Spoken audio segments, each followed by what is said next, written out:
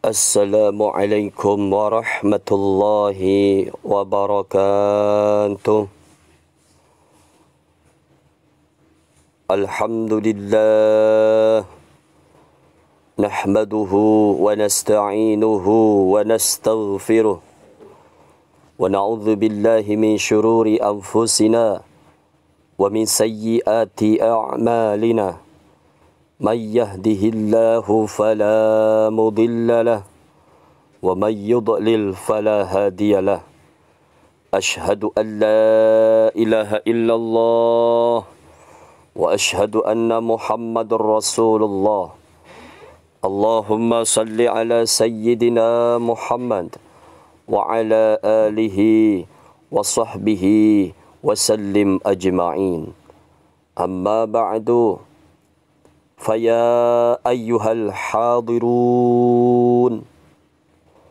يا أيها الذين آمنوا اتقوا الله حق تقاته ولا تموتن إلا وأنتم مسلمون وقال الله تعالى في كتابه الكريم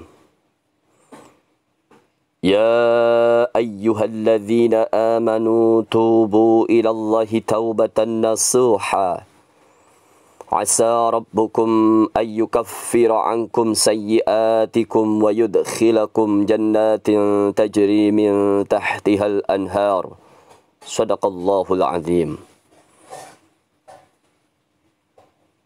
Hadirin sidang Jum'ah yang dirahmati Allah Subhanahu wa Ta'ala.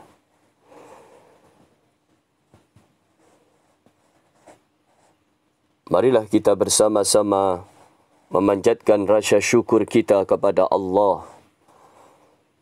Alhamdulillah, karena Allah Subhanahu wa Ta'ala, kita semuanya bisa hadir di masjid yang diberkahi Allah Subhanahu wa Ta'ala. Kita hari ini, saat ini, bisa bersama-sama kumpul untuk duduk di majlis yang penuh barakah ini. Alhamdulillah, sampai detik ini kita masih mendapat nikmat sehat, nikmat kesempatan, nikmat umur panjang, nikmat kekuatan, sehingga hati kita masih terpanggil untuk menuruti perintah Allah Subhanahu wa Ta'ala. Mudah-mudahan segala nikmat anugerah yang Allah berikan kepada kita merupakan kenikmatan yang barakah untuk kita semuanya. Marilah kita bersama-sama mengajak diri kita untuk senantiasa mengingat Allah, untuk senantiasa meningkatkan rasa takut kita kepada Allah dengan rasa takut yang sebenar-benarnya, dengan cara dua jalan: melakukan, menjalankan apa yang sudah diperintahkan Allah dan berusaha menghindari dan menjauhi segala bentuk yang dilarang oleh Allah Subhanahu wa Ta'ala. Ma'asyiral muslimin, jamaah salat Jum'ah rahimakumullah. Kita adalah makhluk ciptaan Allah. Kita adalah manusia biasa.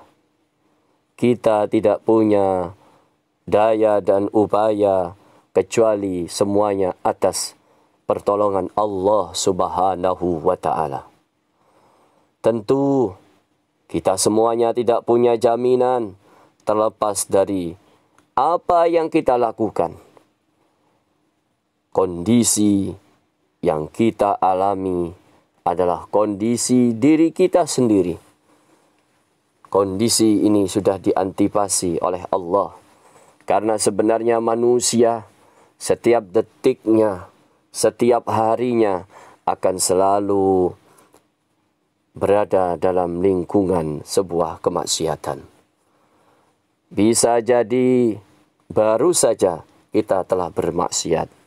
Bisa jadi 1 detik yang lalu, 1 menit yang lalu, kita sudah melakukan kesalahan. Kita baru saja mendapatkan dosa yang pernah kita lakukan. Dimanapun kita tinggal, yang namanya manusia tidak luput dari salah dan melakukan dosa kepada Allah Subhanahu wa Ta'ala. Karena itu, Allah telah memerintahkan kita untuk bertaubat. Karena itu, Allah Subhanahu wa Ta'ala memerintahkan kita agar senantiasa beristighfar atas segala apa yang sudah kita lakukan. Dalam surat At-Tahrim ayat 8 yang telah dibacakan tadi, ya ayyuhalladzina amanu tubu ilallahi taubatan nasuha. Hai orang-orang yang beriman, bertaubatlah kepada Allah dengan taubat nasuha, taubat yang semurni-murninya. Melihat ayat ini, sebenarnya Allah juga hendak berpesan kepada para hambanya bahawa Dia membukakan pintu ampunan kepada mereka.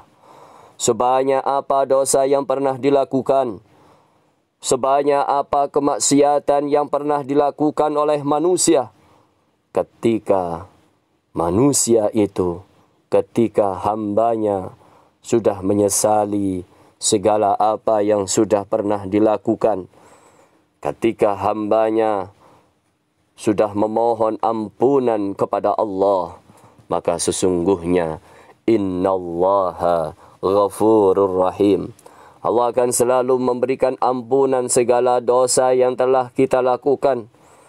Seberapa banyak dosa yang pernah kita lakukan, ketika kita menyesali, kita beristighfar memohon ampunan kepada Allah, maka Allah akan memberikan ampunan. Selanjutnya, ayat tersebut menyebutkan, asa rabbukum ayyukaffira ankum sayyiatikum wa yudkhilakum jannatin tajri min tahtihal anhar. Mudah-mudahan Rabbmu menutupi kesalahan-kesalahanmu dan memasukkanmu ke dalam syurga yang mengalir sungai-sungai di bawahnya. Dalam ayat ini kita temukan asa yang berarti mudah-mudahan. Penggunaan kata mudah-mudahan mengindikasikan kepada kita bahawa Allah tidak memastikan ampunan kepada hambanya yang bertaubat. Ketidakpastian ini maksudnya oleh para ulama kita bukan berarti kita sia-sia ketika kita bertaubat, melainkan ketidakpastian tersebut harus dipahami agar kita bersungguh-sungguh menjalankan taubat dan meyakinkan dalam diri kita bahawa Allah benar-benar memberikan ampunan kepada kita. Begitulah Allah menawarkan ampunan yang menjadi hak prerogatif Allah, tetapi keberhasilannya ditentukan oleh kehendak kita. Seberapa kuat keinginan kita, seberapa besar penyesalan kita atas segala kesalahan, atas segala dosa-dosa yang pernah kita lakukan di masa lalu. Adapun yang dimaksud dengan taubatan nasuha adalah taubat yang dijalankan dengan memaksimalkan mungkin, semaksimal mungkin, dan tentu kesalahan yang pernah dilakukan tidak akan diulangi kedua kalinya. Ma'asyiral muslimin rahimakumullah. Berbicara tentang taubatan nasuha, sebenarnya para ulama kita, para guru-guru kita telah mengisyaratkan taubatan nasuha ada beberapa hal yang perlu kita perhatikan. Bagaimana caranya? Para ulama menyebut syarat taubatan nasuha itu adalah menyesali segala perbuatan yang pernah dilakukan. Yang kedua, ada niat untuk bersungguh-sungguh mentaubati, tulus ikhlas karena Allah Subhanahu wa Ta'ala. Dan yang ketiga, syarat untuk taubatan nasuha adalah menghentikan semampu mungkin segala dosa-dosa kecil, dosa-dosa besar yang pernah kita lakukan. Sebab tidak ada dosa kecil jika dosa-dosa itu dilakukan terus-menerus. Dan tidak ada yang namanya dosa besar jika diiringi dengan istighfar, dengan taubat kepada Allah Subhanahu wa ta'ala. Maka, jika kita ingin meraih taubatan nasuha, kita harus bertekad untuk tidak mengulangi dosa yang pernah kita lakukan di masa yang akan datang. Dan cara menyesali apa yang sudah kita lakukan ada dua jalan.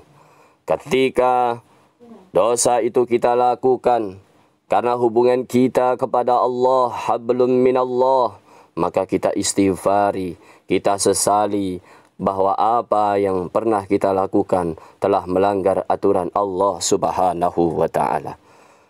Yang kedua, ketika dosa kita itu hubungannya dengan manusia atau hablum minannas, maka kita mohon ampun, mohon maaf kepada saudara-saudara, kepada teman-teman yang pernah kita zalimi, yang pernah kita perbuat salah kepada mereka.